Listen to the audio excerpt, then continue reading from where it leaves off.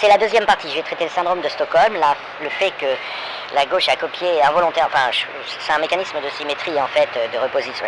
Je sais que le peuple n'est pas au courant, le carriérisme, la démocratie génère des guerres de communication et à l'intérieur de ces guerres de communication, vous avez des leviers qui sautent, vous avez des agences de com, des cabinets, pas forcément privés, hein, je parle de la gauche, qui étonnent énormément ensuite le tout venant, le monsieur tout le monde ou la madame tout le monde, en se disant mais putain ils osent, c'est vrai comment la gauche peut oser faire ça, ou même comment la droite peut oser dire ça, etc. En fait, faut savoir qu'ils sont dans leur bulle, dans leur carrière et qu'ils n'ont plus de notion d'éthique. Et du coup, ça peut donner au peuple, surtout la période de crise sociétale qu'on vit, l'impression qu'ils peuvent faire absolument n'importe quoi et dire n'importe quoi. Non pas bon, ça arrive, mais je veux dire, de telle manière qu'on n'aurait pas prévu à l'avance qu'ils allaient aller aussi loin. Typiquement, l'adhésion au nazisme, par exemple, de la Mélenchonie. Alors, elle n'est pas officielle, hein, ils ne disent pas sur CNews, sur LFI, sur le média, ils ne disent pas qu'ils adhèrent à Mein Kampf. Mais en interne, mais quand je dis en interne, c'est pas en privé.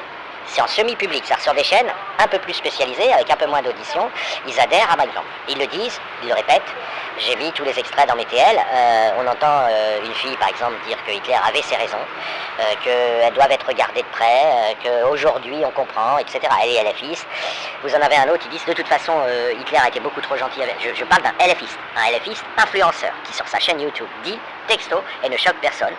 Et quand vous dites, ah bon, vos influenceurs disent ça, les gens de LFI vous répondent, oui, mais c'est au figuré. Donc je vais vous dire ce qu'il dit, hein, parce que c'est quand même ce qui est au figuré, et moi, les mots ont quand même un sens, même si je suis le premier à caricaturer, là, il dit, Hitler a été beaucoup trop gentil avec les nazis, non, il dit pas Hitler, il dit les nazis ont été beaucoup trop gentils avec les juifs, en fait, il commence comme Dieudonné, il dit, nous, les bourgeois, on va pas gaspiller de l'argent, alors, il dit pas les bourgeois, il désigne pas la catégorie, hein, mais on voit que c'est les bourgeois, enfin, en gros, ses adversaires politiques du monde libéral, on va les égorger en pleine rue sur place, on va pas les transporter, ils vont être égorgés en pleine rue, comme des cochons.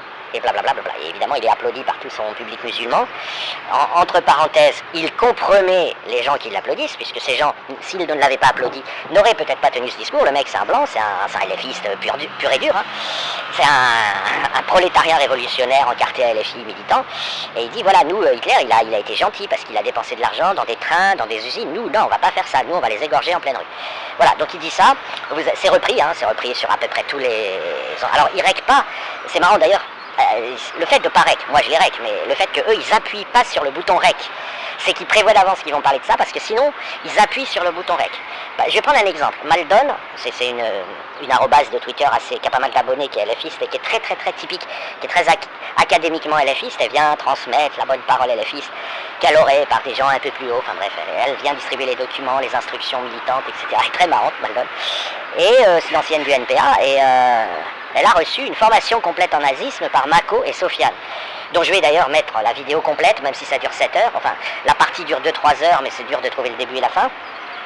Et donc elle s'est faite entièrement initier à Mein Kampf, les mots ont été dits, hein, ils lui ont dit, non, mais elle a d'abord fait semblant de protester, puis Mako et Sofiane lui ont dit, non, mais attends, t'as pas lu Mein Kampf, tu vas voir, et on va t'expliquer ce qu'il y a dedans, et patati et patata.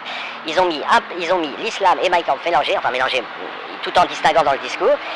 Et Maldon, elle était là, mais moi aussi je l'ai toujours pensé, mais moi aussi j'ai toujours pensé, les juifs ceci, les juifs cela, blablabla. Donc c'est parfaitement explicite. Maintenant, si je dis ça en 1990, je dis, vous verrez un jour LFI, la gauche, c'est-à-dire on va dire la branche Benoît Hamon, hein, etc., enfin Benoît Hamon puis un peu plus à gauche, va faire ça. On m'aurait pas cru, voilà. Et là même, maintenant, on va aller prendre des enregistrements Twitter. On va pas prendre les biens. Admettons, je dis on va au futur, c'est idiot, parce que je vais pas porter plainte contre Maldon. Je m'en fous, puisque je fais des statistiques. Mais si je dénonçais Maldon à la justice ferait une commission rogatoire pour récupérer l'enregistrement et ne me croirait pas sur parole. C'est-à-dire que c'est pas encore totalement compris. Vous voyez, encore des gens qui disent, ouais, mais ils disent ça pour rigoler, ouais, mais c'est au sens figuré, ouais, mais quand ils imitent Hitler parce que Mélenchon, il a visionné toutes les vidéos d'Hitler, et ce qu'il fait, et c'est là où le public, lui, n'est pas au courant que ça marche comme ça, c'est très rudimentaire la communication, ils sont sur du basique. Il a visionné toutes les vidéos d'Hitler, il a chronométré à 3 minutes 12, il fait ci, à 7 minutes 11, il fait ça. Vous voyez, c'est même pas le fond du discours, c'est... Voilà. Il dit, je vais faire pareil, comme ça, dans les inconscients collectifs, on va comprendre mon dog whistle. Et il s'est vachement entraîné, il le fait très très bien. Donc il fait exprès d'associer un schéma temporel dans ses meetings à ceux d'Hitler, hein, Hitler qui avait eu un grand succès, comme on sait, auprès de ses militants, et qui est allé au pouvoir. Mélenchon fait exactement pareil. il a pris toutes les vidéos d'Hitler, toutes les vidéos de Goebbels, il chronomètre, il fait pareil, le même geste au même moment, il se dit, personne ne le sait, il faut chronométrer pour s'en rendre compte, mais les cerveaux le savent. Et donc voilà, et donc tout le monde comprend que je propose d'être Hitler. Donc tout ça, c'est facile à vérifier, à condition qu'on vous le dise, mais maintenant vous n'avez plus qu'à prendre les meetings de Mélenchon, prendre les meetings d'Hitler, vous chronométrez, vous allez tomber de votre chaise. Bon, une fois que ça c'est dit, c'est pour bien préciser que les gens, eux, ne se doutent pas que ça marche comme ça. En fait, Mélenchon, il n'est pas nazi, il s'en branle, hein, il est carriériste, il veut faire, voilà, il s'occupe. Il s'occupe jusqu'à ce que les premiers symptômes de vieillesse commencent à devenir très handicapants pour continuer de s'épuiser dans le combat politique. Donc en attendant, il bouge, il s'agite, etc. Il n'a aucune sympathie pour Hitler, je précise. Par contre, ses militants, maintenant, ils en ont. Et toutes les troupes LFistes, alors une partie seulement, hein, mais elle est importante, c'est pas 2%, c'est probablement plus de 40%, en ont. Maintenant, la question que je vais traiter, c'est pourquoi il y a une symétrie avec ce qui s'est passé pour l'extrême droite. L'extrême droite était, j'ai dû en passer, bon elle est toujours plus ou moins, ça dépend des gens, hein, était sur une ligne raciste erronée, elle se trompait, ok, elle se trompait, ça faut le comprendre. Il y a 40 ans, l'extrême droite se trompait, dans son discours, dans ses déclarations, etc. Je m'en fous, c'est pas une question d'être pour ou contre. Je dis juste, elle se trompait. Elle était au courant de rien, d'ailleurs elle n'est toujours pas. Elle ne travaille pas ses dossiers, ils étaient dans l'idéologie, suprémaciste blanche, raciste, tout ce qu'on veut. Il y a une inégalité entre les races. Vous avez encore d'ailleurs beaucoup de gens sur Twitter qui sont tout à fait restés parfaitement racistes. Je pense à Tink par exemple, et Dilos Marquis et compagnie, qui eux, ils y vont pas avec le dos de la cuillère. Nous sommes supérieurs, les autres sont inférieurs, etc. Bon. Or, la découverte de ce qu'est l'islam, dans la douleur, post-2000, à partir de 2005-2010, les premiers signes, ils ont cessé de se tromper. C'est-à-dire qu'en fait, eux, ils n'ont pas eu à énormément changer, mais ils ont découvert un vivier de déclarations à faire qui était la vérité, en fait. Tout simplement, ils ont cessé de se tromper. Pas parce qu'eux, ils ont changé, mais parce qu'ils ont remplacé le étranger, immigré, noir, arabe, par musulman. Et en devenant islamophobes, ils sont mis à avoir raison. En gros, en dénonçant l'islam, ils sont mis à avoir raison. Ils sont passés de « je suis raciste » à « je dis que l'islam est faux et dangereux ». Bon, l'affirmation « l'islam est faux et dangereux », c'est une affirmation qui est vraie. Donc si vous reprenez ce combat, vous gagnez des voix, parce qu'en plus, vous voyez très bien que le peuple va très vite s'en rendre compte. Et puis avec l'exécution de la rédaction de Charlie, de Théo Van Gogh avant, hein, qui est passé inaperçu en France, de la rédaction de Charlie, de Samuel Paty, de Salwan Momika, de Achour, etc., plus les attentats qui n'étaient pas des réponses à des blasphèmes de l'islam, plus la condamnation à mort de Salman Rushdie en 1989, et il a perdu un œil en 2022, donc c'est d'actualité, et il y a 3,5 millions sur sa tête offerts par l'Iran. Vous voyez que l'extrême droite, elle a trouvé son marché. Enfin, je veux dire, avant elle disait, ouais, virons les Noirs et les Arabes, aujourd'hui elle dit, virons les musulmans, bon, pour faire simple, mais elle s'est mise à avoir raison. Et donc vous avez une symétrie. Je ne dis pas qu'il faut voter l'extrême droite, c'est pas ça. Ce que je veux dire, elle s'est mise à dénoncer un danger qui existe réellement. Alors qu'avant, elle se trompait. Parce qu'avant, il n'y avait pas d'islam en Europe, pour la bonne raison qu'il n'y avait pas Internet. En fait, l'islam arrive... Alors, contrairement à ce que les gens pensent, il n'y a jamais eu de civilisation islamique. Ça, c'est aussi un préjugé qu'il va falloir... parce qu'il n'y avait pas, les textes n'étaient pas diffusés. Donc, compte tenu de la nature pathologique et extrêmement dangereuse qu'est l'islam, si vous n'avez pas accès aux textes de l'islam facilement, l'islam, le danger islamique s'émousse. Parce que vous allez vous retrouver avec, de facto, des mécanismes de clergé. Et ces mécanismes de clergé vont faire que vous aurez une Oumma plus ou moins dans un certain flou, on va dire. Ils n'ont que le Coran, ils ne le lisent pas, etc. Et un clergé. Et ce qui fait que, ça a été l'histoire de toutes les civilisations islamiques, les patrons des civilisations islamiques n'étaient jamais musulmans. C'est d'ailleurs prévu dans le fondement même de l'islam. On réduit en esclavage les non-musulmans du petit peuple, mais aussi les élites. Les élites qui doivent faire de la science, de la médecine, etc. Parce que tu ne peux pas être intelligent et élite et musulman. Donc, du coup, les anciennes sociétés islamiques, ils étaient par les deux bouts, commandés par des non-musulmans, encadrés par des non-musulmans. Il y avait que les religieux et le peuple qui étaient supposément musulmans, mais dans le peuple, ils n'avaient pas accès au texte. Et c'est avec Internet que les cartes sont rebattues à cause du chantage à l'enfer et du pari de Pascal neurologique. Et donc c'est aujourd'hui, enfin depuis quelques décennies, si vous voulez, avec une facilité d'accès au texte. Je rappelle que le premier Coran, il est apparu en 1923, on est très très loin, mais très loin d'un premier Coran qui serait apparu dans les années 800. Le Coran existait en tant que texte, mais il n'était pas en librairie diffusé. C'est la Turquie qui a fait diffuser, qui a mis le premier Coran en vente. Et en plus, ils ont mélangé les chapitres pour essayer d'atténuer la pilule. Donc ils ont mis de la sourate la plus longue à la plus courte. Alors bon, c'est pas du tout le bon ordre, mais peu importe. Donc le problème islamique, il provient de la peur de l'enfer, du mécanisme de révélation, c'est-à-dire du fait qu'il n'y a pas plus islamophobe qu'un musulman, Ça, nous, on déteste la charia, on déteste l'islam. Mais je peux vous dire qu'un musulman, il le déteste 1000 fois plus. Et j'en ai la preuve, hein. Je vais faire tout un thread là-dessus. Sauf qu'il dit, nous devons obéir, c'est Allah qui l'ordonne. Et donc on n'est pas devant un communiste ou un végétarien qui défend sa cause parce qu'il croit à sa cause. Non, ce que vous dit le musulman, c'est que si l'islam est faux, il faut le jeter à la poubelle et l'interdire le plus fermement du monde. Je dis bien ce que vous dit le musulman. Mais comme l'islam est vrai, il faut s'y soumettre. Voilà ce que vous dit le musulman. Il ne vous dit pas l'islam c'est bien, c'est cool. Il vous dit qu'il faut s'y soumettre. Parce que sinon on va en enfer. Et le combat du musulman, c'est de dire, il se considère comme le seul représentant sur terre, en tant que musulman, enfin tous les musulmans, chacun à son compte si vous voulez, de quelqu'un qui dit qu'il faut faire appliquer ça parce que c'est le message d'Allah, mais pas en tant que contenu. C'est-à-dire nous ne sommes pas là pour juger ce contenu. Okay, et donc c'est extrêmement déstabilisant et c'est surtout qu'avec la diffusion des textes islamiques, à un moment donné, je veux dire, les modérés sont obligés de perdre. Voilà. Parce que vous n'allez pas la raconter. Puis bon, bref, je ne vais pas rentrer dans les détails, mais à chaque fois que des modérés essaient d'ouvrir leur gueule, premièrement, il n'y a pas de texte qui correspond à ce qu'ils disent. Deuxièmement, s'il y a un pas modéré pas loin, il vient les remettre à leur place et ils ferment leur gueule, ils baissent la tête, ou alors ils s'en vont la tête haute en claquant la porte. Mais grosso modo, ils reprennent ils sont dans un statut tacite un petit peu de mécréance, si vous voulez, voilà. Ou alors ils répondent pas, ils disent qu'il faut être savant, ils dénoncent les fondamentalistes en disant qu'ils ont la mauvaise lecture de l'islam, mais c'est les fondamentalistes commandent la totalité des nouvelles terres islamiques sur la planète. Il n'y a que les vieilles terres, le Maroc par exemple, le sud de l'ancienne URSS, l'Indonésie, qui ont un islam modéré, mais ce ne sont pas musulmans d'hier, ces contrées-là. Mais dès lors que vous avez une nouvelle terre qui est conquise, elle est conquise et commandée par le fondamentalisme. Vous pouvez regarder, hein, partout, tous les trucs récents, c'est toujours le fondamentalisme. L'Iran, l'Afghanistan, la Syrie, l'Irak, ça a été difficile de dégager Daesh et ils y reviennent doucement, etc. Le Pakistan, et alors, le Pakistan c'est pas nouveau, mais enfin c'est quand même pas non plus ultra ancien, etc. Le Bangladesh. Donc vous avez ce phénomène islamique qui est récent et qui donne du coup raison à une extrême droite qui n'a pas fait exprès d'avoir raison. Voilà.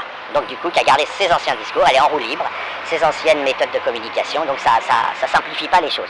Ensuite, par symétrie, la gauche, elle dit bah on n'a qu'à faire pareil, au fond, tout va passer comme une lettre à la poste, puisque c'est open bar de l'autre côté, nous on fait du open bar, on dit qu'on est pour Hitler, on fait comprendre qu'on a la même position qu'Hitler, etc.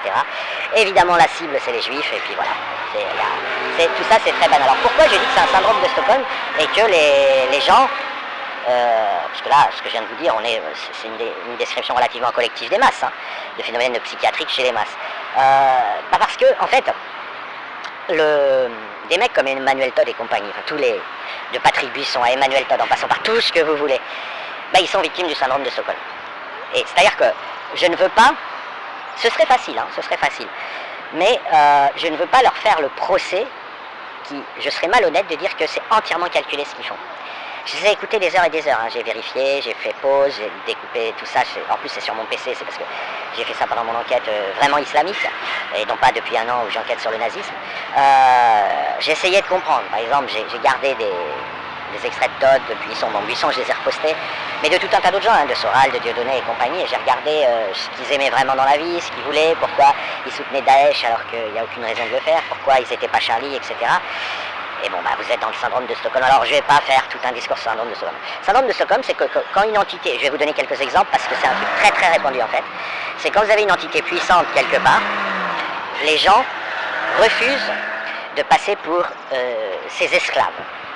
Mais en même temps, ils ne peuvent pas lui résister. Ils sentent qu'ils n'ont pas les moyens de lui résister. Alors, c'est pas ça, hein, le syndrome de Stockholm historique, mais je vais décrire un phénomène très proche et qui en fait se relie au syndrome de Stockholm historique. Et donc, quelle est la seule option qu'ils ont? Eh bien, ils disent: je suis d'accord, c'est pour ça que je dis pareil. Comme ça, ils n'ont pas l'air d'être subordonnés. C'est pour ça que Todd, quand il dit que les Kouachi ont bien fait d'exécuter Charlie et que c'est normal, il n'a pas l'air de se soumettre. Il ne dit pas exactement ça, hein, je simplifie, mais c'est pour faire comprendre, parce qu'on s'en fout des nuances. Les nuances, c'est juste pour tromper les gens. Il ne dit pas... ce qu'il dit, c'est: regardez, je ne suis pas soumis, je suis d'accord, personne ne m'obligerait à dire des dingueries pareilles, et pourtant je l'ai dit. Vous voyez, quand il soutient le religieux, alors qu'il n'a rien de spécial, c'est un carriériste qui s'est fait passer pour un devin, alors qu'il a eu un coup de bol, sinon il n'existerait même pas dans la littérature. C'est vraiment, il veut juste dire: je ne suis pas soumis. Voilà. Je suis d'accord, c'est pour ça que j'ai fait. Bon, voilà, c'est un peu comme quelqu'un, il se met à genoux. Vous avez quelqu'un qui arrive avec une combinaison bizarre et un fouet, et lui dit à genoux. Et l'autre, Todd, on va dire Emmanuel Todd ou Patrick Buisson ou Soral, ils se mettent à genoux. Puis le mec avec le fouet s'en va, il a été obéi, il les fouette pas, il s'en va. Et ensuite il se relève Et vous leur dites, putain, vous avez obéi. Ah non, pas du tout, c'était un jeu, on était d'accord. On a aimé ça, c'était un jeu de rôle. Bien, c'est un petit peu ce qui se passe. Alors, il y a une différence entre Todd Buisson et Soral Dieudonné, et même il y a une différence entre Soral et Dieudonné. En fait, Soral, il est, comment dire, il a une haine absolue. Il a une haine des femmes, il a une haine des juifs, qu'il identifie aux femmes d'ailleurs, il considère que c'est la même chose. Et lui, il est vraiment d'accord. Il est vraiment d'accord pour c'est le premier islamo-droitisto-gaucho, parce qu'en plus il est la moitié communiste sur le plan économique. Donc de toute façon, tout ça c'est plus nuancé. Mais quelqu'un comme Todd, il n'y a pas de raison, bon, même s'ils savent souvent le cacher, il n'y a pas de raison de soupçonner qu'il en veut plus aux femmes que l'occidental moyen, c'est une possibilité. Mais si on écarte ce genre de possibilité, on est sûr du syndrome de Stockholm. Alors le syndrome de Stockholm, vous le voyez aussi au bureau.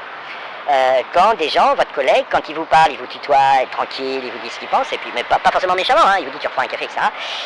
Et puis quand le patron est là, dans la pièce, il vous dit bonjour monsieur, vous voulez un café, je vous le sers, allez-y, lui, et il passe derrière devant pour la machine à café, et ben c'est ça, c'est le même. Donc c'est un truc extrêmement répandu, qu'on observe chez tous les Todd, Buisson et compagnie, qui ont tout le temps été comme ça, c'est une tournure, une façon, les Philippe Comte et compagnie, c'est pas conscient, voilà, c'est réflexe.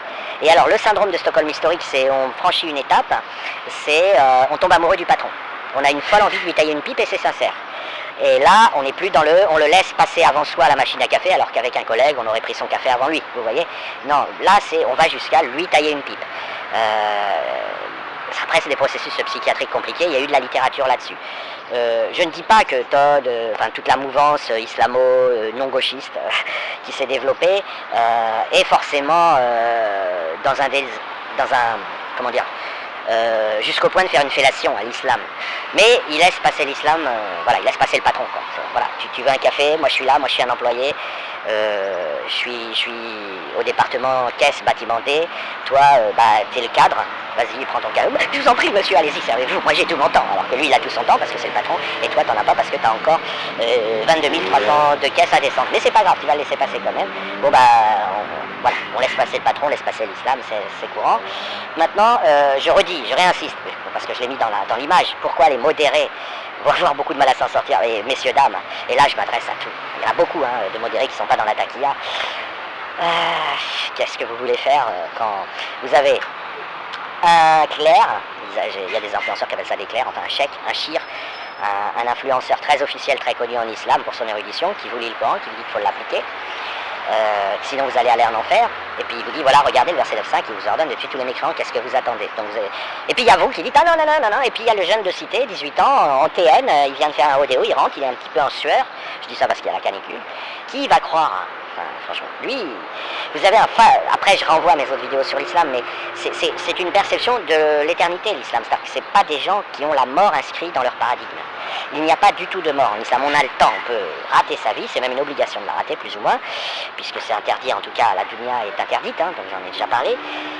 Et vous avez un préfaçonnage des neurones et de l'organisme de l'adolescent islamique, du petit garçon, parce que les femmes peut-être c'est un petit peu plus compliqué, et vous allez dire non, respectons la vie terrestre.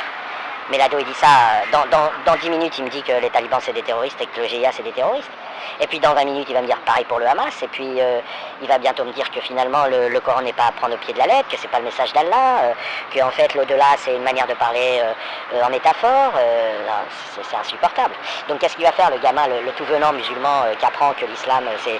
Alors qu'il est déjà préparé là-dedans, hein. Il connaît pas le contenu, mais de son point de vue, il est déjà sûr qu'il y a des djinns, des anges, un châtiment de la tombe, un enfer, un paradis, il est déjà sûr qu'il va tirer son coup avec plein de houris, si c'est un homme, etc. Et il est déjà sûr que tous les mécréants iront brûler vifs éternellement en étant maintenus réveillés après le passage sur terre, et il est déjà au travail pour dire sois musulman, putain je vais te retrouver au paradis, je veux pas que tu me quittes au moment de la cessation de la vie terrestre, je vais te retrouver au paradis. Donc putain convertis-toi à l'islam, déconne pas mécréant, enfin, voilà. Donc vous avez quelqu'un qui est comme ça, et puis vous arrivez, vous vous appelez, je sais pas, vous prenez n'importe quel arrobase modéré ou n'importe quel influenceur modéré qui vous dit ah mais non c'est pas à prendre au pied de la lettre. Vous allez vous faire traiter de chalgomiste et puis c'est tout. Pas parce qu'il pense que vous avez tort, mais parce qu'il ne veut pas prendre le risque que vous ayez tort. Il n'est pas sûr que vous avez tort, mais il n'est pas assez sûr que vous avez raison pour vous suivre. Il a le Coran, il a les hadiths, il a les influenceurs, il a tous les prédicateurs à 100%, hein, c'est l'unanimité du Moyen-Orient qui dit que l'islam ordonne d'exterminer tous les juifs jusqu'au dernier, sinon les portes du paradis s'ouvriront pas, c'est les hadiths du rocher. Donc vous aurez beau lui dire que c'est pour la fin des temps, etc. Lui il dit bah la fin des temps est venue, de toute façon ça se voit, il y a plein de merde. Donc non, les modérés, le seul conseil que je peux vous donner, c'est faites semblant d'apostasier. Si vous croyez encore à l'islam, faites semblant de ne plus y croire pour obliger à la solitude et à la clarté ces mouvements radicaux que vous-même prétendez combattre. Sinon, c'est du blabla. Si vous dites je suis modéré, mais au fond, c'est la rédaction de Charlie a un peu provoqué, je suis modéré, mais au fond, Samuel Paty, il est allé loin. Non, vous n'êtes pas modéré, vous êtes en train tout simplement de servir les radicaux, c'est eux qui commandent. Et c'est tout. Et vous pourrez retourner le problème dans tous les sens. Moi, j'ai encore pas vu, et pourtant il y a eu un grand mouvement, hein, parce que c'était une cause énorme d'apostasie des adolescentes françaises en langue francophone dans les années 2021, 2022. Dès qu'elles apprenaient Aïcha, violée à 9 ans par Mohamed, 54 ans, elles apostasiaient. Elles démarraient le processus, mais la plupart, elles ont apostasié depuis, puis certaines apostasiaient quasiment en direct. Et donc, la sphère islamique d'Internet s'est aperçue que ça allait être un sujet. Parce que, donc, d'abord, ils se sont dit, il faut qu'on tue tous les gens qui en parlent, sauf que le problème, c'est que c'est les musulmans eux-mêmes qui en parlent, et le plus. Ok, c'est eux qui valident.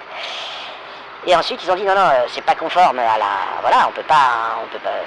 C'est pas un blasphème de dire la vérité, donc ce qu'on va faire, c'est faire fermer leur gueule à ceux qui disent, qui nient.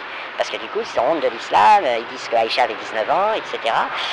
Ben, regardez qui c'est qui a gagné, c'est eux. C'est eux, il n'y a plus personne. Aujourd'hui, vous avez 3-4 bouffons, bouffons au sens pris pour des bouffons par leurs collègues musulmans, qui disent qu'Aïcha n'avait pas 9 ans, qu'elle en avait 19. Entre autres Black Horse, par exemple. Mais sinon, il n'existe pas. Et ben, tout est à l'avenant. C'est le reste aussi. Donc, reprenez votre... posez-vous et demandez-vous, essayez d'examiner les rapports de force. Aujourd'hui, les gagnants, c'est Daesh, c'est le GIA, c'est les talibans, c'est le Hamas, c'est le Hezbollah. Aujourd'hui, eux, ils sont en mode routine. Tout va bien pour eux, ils partent au paradis en tuant des gens. Tout ce qu'ils espèrent, c'est pas rester en vie. Parce que s'ils restent en vie, ils sont obligés de mettre en place un califat et ça, c'est une vraie corvée. Donc, mais pour l'instant, tout va bien pour eux. Ils ont leur aéroport pour le paradis, ils se font euthanasier, ils forcent l'Occident à les euthanasier. Pour eux, c'est nickel. Ils vivent dans leur monde idéal, ils vivent leur meilleure vie. Alors, si vous voulez les freiner, reprenez la mécanique. Parce que pour l'instant, Ismaël Mounir a été déclaré mécréant, Barjafil viré, Ousmane Timera viré, enfin tous les modérés ont été virés. Tous les modérés sont considérés comme des comment on appelle ça, des dissidents, enfin je sais plus comment, il y a un mot mais il ne me vient pas.